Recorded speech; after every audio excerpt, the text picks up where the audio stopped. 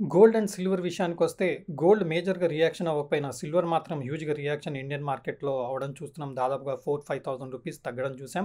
ఇంకొక 1,000-2,000 రూపీస్ కిందకి వస్తే మాత్రం మనకు ఒక మంచి బయింగ్ ఆపర్చునిటీ ఇంకా మనకు అవైలబుల్ ఉన్నట్టుగా మనకు చార్ట్స్ ద్వారా తెలుస్తుంది. అదేవిధంగా ఇంటర్నేషనల్ మార్కెట్‌లో చూసుకున్నా గానీ ఇంటర్నేషనల్ సిల్వర్ ప్రైస్ కూడా డాలర్ రూపంలో చూస్తే కూడా ఒక మంచి సపోర్ట్ లెవెల్ దగ్గరికి రావడం చూస్తున్నాం.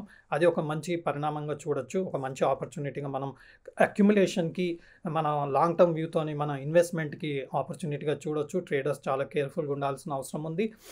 ట్రేడర్స్ చేయాల్సింది ఏందంటే call and put 2 2 sides by చేయడం. మేబీ 85,000 కాల్ అండ్ 75,000 పుట్, లేదంటే 70,000 పుట్ అండ్ 90,000 కాల్ లాంటిది ఒకటి ఆలోచన చేయొచ్చు. బట్ రిస్క్ ఉంటుంది. రిస్క్ తీసుకునే వాళ్ళు మాత్రమే ఆలోచన చేయొచ్చు. అదేవిధంగా డాలర్ మాత్రం ఆల్ టైమ్ హైని క్రాస్ అయింది. 83.70, 83.80 క్రాస్ అయ్యి దాదాపుగా 84.10 చూపిస్తుంది. ఇది ఇంకా స్ట్రాంగ్ అయ్యే అవకాశం ఉంది. ఒక మేజర్ రెసిస్టెన్స్‌ని క్రాస్ అయింది. 83.80, 83.90 పైన మెయింటైన్ చేస్తే మాత్రం ఇంకా డాలర్ స్ట్రాంగ్ అయ్యే అవకాశం మాత్రం చార్ట్ పరంగా కనబడుతుంది. ఇది మేజర్‌గా ఈ unemployment data, US data announcement, ఈ నర్వస్‌నెస్ చూస్తుంటే డాలర్ స్ట్రాంగ్ అవుతూ వెళ్తుంది. ఇంకా స్ట్రాంగ్ అయ్యే అవకాశం ఉంది. బట్ ఫెడ్ అనౌన్స్‌మెంట్ మీద ఇంకా ఫర్దర్‌గా మూవ్‌మెంట్ అనేది వాటి మీద డిపెండ్ అయ్యే అవకాశం ఉంటుంది. కాబట్టి మనం కాషియస్‌గా, కేర్‌ఫుల్‌గా ఆపర్చునిటీని ఐడెంటిఫై చేస్తూ ఇన్వెస్ట్ చేస్తే మంచి రిటర్న్స్ లాంగ్ టర్మ్‌లో వచ్చే అవకాశం ఉంది. ఈరోజు ఇంటర్నేషనల్ మార్కెట్స్ నెగెటివ్ ఓపెన్ అయ్యే అవకాశం ఉంది. ఎస్పెషల్లీ S&P 500 1.5-2% నెగెటివ్ ఓపెనింగ్ చూపిస్తుంది. దీనికి గల కారణం జాబ్స్ డేటా. అన్‌ఎంప్లాయ్‌మెంట్ డేటా వచ్చేసి నెగెటివ్ రావడం లాస్ట్ ఫ్రైడే. దాంతోని ఫ్రైడే క్లోజింగ్ కూడా నెగెటివ్ ఉంది. అదేవిధంగా ఇప్పుడు కూడా ఇంటర్నేషనల్ మార్కెట్స్ నెగెటివ్ ఓపెన్ అయ్యే అవకాశం ఉంది. మన ఇండియన్ మార్కెట్ కూడా దాదాపుగా 2%, 2.5% నెగెటివ్ క్లోజ్ అయ్యడం చూసాం. ఈ నెగటివిటీ అనేది కంటిన్యూ చేసే అవకాశం ఉన్న ఎమర్జెన్సీ మీటింగ్ ఒకటి ఫెడరల్ రిజర్వ్‌ది ఎక్స్‌పెక్టేషన్ ఉంది. ఆ మీటింగ్‌లో ఇంట్రెస్ట్ రేటు తగ్గించడం ఏదైనా అనౌన్స్‌మెంట్ వస్తే మాత్రం అగైన్ మార్కెట్ రీబౌండ్ అయ్యే అవకాశం ఉంది. హౌవెవర్ మనం ఇండియన్ మార్కెట్ అయినా, యూఎస్ మార్కెట్ అయినా మనం చేయాల్సింది ఏంటంటే ఎప్పుడైనా మార్కెట్స్ నెగెటివ్ నర్వస్‌నెస్ కనిపించినప్పుడు safe measures and best measures ఏంటంటే ఇండెక్స్‌లో, ఈటీఎఫ్‌లో లేదంటే మ్యూచువల్ ఫండ్ ఇండెక్స్‌లో మనం అక్యుములేట్ చేసుకోవడం ఒక ఇంపార్టెంట్ పద్ధతి అయితే, FMCG sector fast moving consumer goods అంటాం. కన్జంప్షన్‌కి సంబంధించిన ఈటీఎఫ్స్ అయినా సరే, కన్జంప్షన్ సంబంధించిన మ్యూచువల్ ఫండ్స్ అయినా సరే, కన్జంప్షన్‌కి సంబంధించిన స్టాక్స్ అయినా సరే, కరెంట్ సిట్యుయేషన్‌లో మనం consumption stocks, consumption ETF, mutual funds మాత్రమే ఫోకస్ చేయగలిగితే బెస్ట్ రిటర్న్స్ వచ్చే అవకాశం ఉంది అండ్ బెస్ట్ ఆపర్చునిటీ దొరికే అవకాశం ఉంది. అదేవిధంగా ఫార్మా సెక్టర్ కూడా స్ట్రాంగ్ ఉండడం, మేజర్‌గా నెగెటివ్ ఈరోజు ఇండియన్ మార్కెట్‌లో క్లోజ్ అవ్వలేదు. హార్డ్లీ 1%, 1.5% మాత్రమే నెగెటివ్ క్లోజ్ అయింది. సో, ఫార్మాకి సంబంధించిన ఈటీఎఫ్ అయినా, ఫార్మాకి సంబంధించిన మ్యూచువల్ ఫండ్ అయినా తీసుకోవచ్చు. మార్కెట్ ట్రెండింగ్‌లో ఉంది. అదేవిధంగా బడ్జెట్‌లో అయినా సరే, మన ఎలక్షన్ అనౌన్స్‌మెంట్స్‌లో అయినా సరే, మనం ఇన్‌ఫ్రాస్ట్రక్చర్ సంబంధించింది, ఈ ఎలక్ట్రికల్ వెహికల్ సంబంధించింది, ఈవీకి సంబంధించింది, పవర్‌కి సంబంధించింది అనౌన్స్‌మెంట్స్, బడ్జెట్స్, రైల్వేకి కూడా చాలా బడ్జెట్స్ ఇవ్వడం జరిగింది. కాబట్టి ఈ సెక్టర్‌లో ఎనీ రియాక్షన్ ఇంకా ఒక 5-10% రియాక్షన్ స్టార్ట్ అయిందనుకోండి, మనకి ఈ సెక్టర్స్‌లో కూడా మనం అక్యుములేషన్ స్టార్ట్ చేసే అవకాశం కనపడుతుంది. యూఎస్‌లో వచ్చిన ఇష్యూ వలన ఇండియాకి కొంతవరకు ఇన్‌ఫ్లుయెన్స్ చేసే అవకాశం ఉన్నా, మేజర్‌గా ఇన్‌ఫ్లుయెన్స్ చేసే అవకాశం ఉండదు. ఎందుకంటే ఇండియా స్ట్రాంగ్ ఫుటింగ్‌లో ఉంది.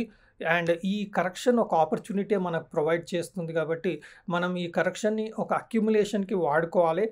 ఇండెక్స్ ఈటీఎఫ్స్, S&P 500 అయినా సరే, యూఎస్‌లో నాస్డాక్ అయినా సరే, ఇండియా విషయానికొస్తే నిఫ్టీ, బ్యాంక్ నిఫ్టీ, అదేవిధంగా మనకు పవర్ అండ్ ఎలక్ట్రికల్ వెహికల్ సంబంధించిన దాని మీద ఫోకస్ చేయొచ్చు. ఇన్‌ఫ్రాస్ట్రక్చర్‌కి సంబంధించిన ఈటీఎఫ్స్ కూడా మనం పికప్ చేయొచ్చు. Mid cap, small cap ETFs కూడా మనం ఆలోచన చేయొచ్చు. ఈ ఈటీఎఫ్స్ మీద మన అక్యుములేషన్ మోడ్‌లో తీసుకోపోగలిగితే మనకు యావరేజింగ్ అవుతుంది. అదేవిధంగా ఎస్ఐపి చేసేవారు చేయదగింది ఏందంటే అడిషనల్‌గా కొంత అమౌంట్ మనం ఈ ఫాల్‌లో కొంత మనం యాడ్ చేసుకుంటూ వెళ్ళొచ్చు. ఎవ్రీ 2%, 3% కరెక్షన్స్‌లో మనం ఎస్ఐపిని ఇంక్రీజ్ చేసుకోవడం, లేదంటే లంసమ్ అమౌంట్స్ మనం లెట్ అస్ సే 1,000 రూపీస్ ఎస్ఐపి చేస్తున్నాం అనుకోండి. లంసమ్ అమౌంట్ 2,000, 3000, 4000 అదే మ్యూచువల్ ఫండ్‌లో మనం లంసమ్ రూపంలో కూడా ఇన్వెస్ట్ చేస్తే, అదే ఫోలియోలో ఇన్వెస్ట్ చేస్తే మనకు యావరేజింగ్ అవుతుంది అండ్ లాంగ్ టర్మ్‌లో మంచి రిటర్న్స్ వచ్చే అవకాశం ఉంది. కరెంట్‌గా కొన్ని బెటర్ అనౌన్స్‌మెంట్స్ ఉన్నాయి. కొంత రిస్క్ ఓరియెంటెడ్ ఉన్నా గానీ కొన్ని స్టాక్స్ స్ట్రాంగ్ కనపడుతున్న స్టాక్స్ ఈ సిట్యుయేషన్‌లో మనం ఆలోచన చేయొచ్చు. ఒకటి Sanjiv Goenka group, RPG group. మనకు మంచి అవకాశం ఉంది. ఎందుకంటే ఆర్‌పీ గోయింకా గారు రీసెంట్‌గా అనౌన్స్‌మెంట్ చేశారు. నెక్స్ట్ 3 ఇయర్స్‌లో దాదాపుగా వాళ్ళ కెపెక్స్ అనేది 50,000 క్రోర్స్ కెపెక్స్ ప్లానింగ్‌లో ఉంది కాబట్టి నెక్స్ట్ 3 ఇయర్స్‌లో 3-4 టైమ్స్ వాళ్ళ మార్కెట్ క్యాప్ అన్ని స్టాక్స్‌లో పెరిగే అవకాశం ఉన్నట్టుగా చెప్పారు. సో, అందులో కొంత పాజిటివ్ ట్రెండ్ అనేది మనకు కరెంట్‌గా కనబడుతుంది. బట్ ఆల్రెడీ స్టాక్స్ 20-30% హై ఎళ్ళాయి. ఎనీ ఛాన్స్ ఒక 15-20% కరెక్షన్ ఈ స్టాక్స్‌లో వస్తే మాత్రం ఒక ఆపర్చునిటీగా చూసే అవకాశంగా కనపడుతుంది. లేదా స్లోగా అక్యుములేషన్ కూడా మనం చేసుకోవచ్చు. అదేవిధంగా మనకు మ్యూజిక్ అండ్ ఎంటర్‌టైన్‌మెంట్‌కి సంబంధించిన మీడియా అండ్ ఎంటర్‌టైన్‌మెంట్‌కి సంబంధించిన స్టాక్స్ కొన్ని యాక్షన్‌లో కనబడుతున్నాయి. ఆ స్టాక్స్ మంచి రియాక్షన్ వస్తే మాత్రం స్లోగా మనం అక్యుములేట్ చేసుకునే అవకాశం కనబడుతుంది. సో, సమ్మరైజ్ చేయడానికి ఇండెక్స్ ఈటీఎఫ్స్, నిఫ్టీ, అలాగే bank Nifty, Sensex.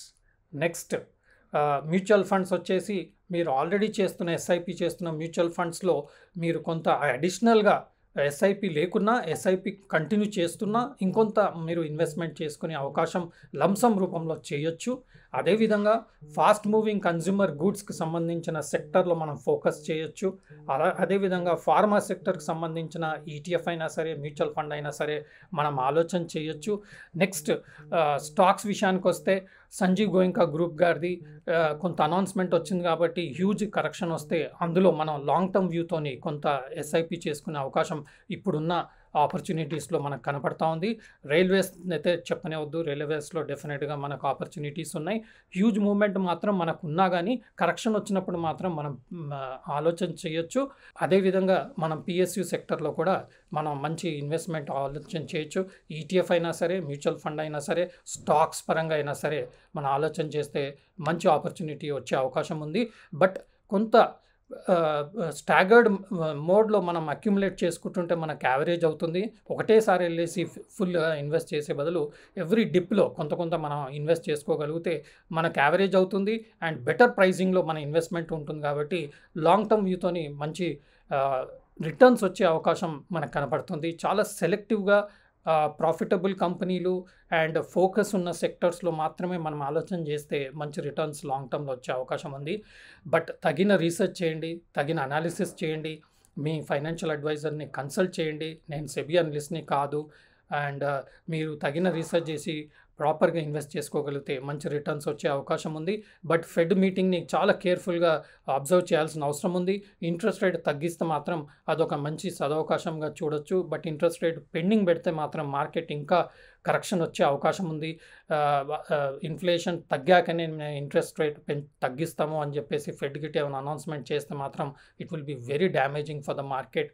We need to be little careful and cautious and wish you all the best. Thank you.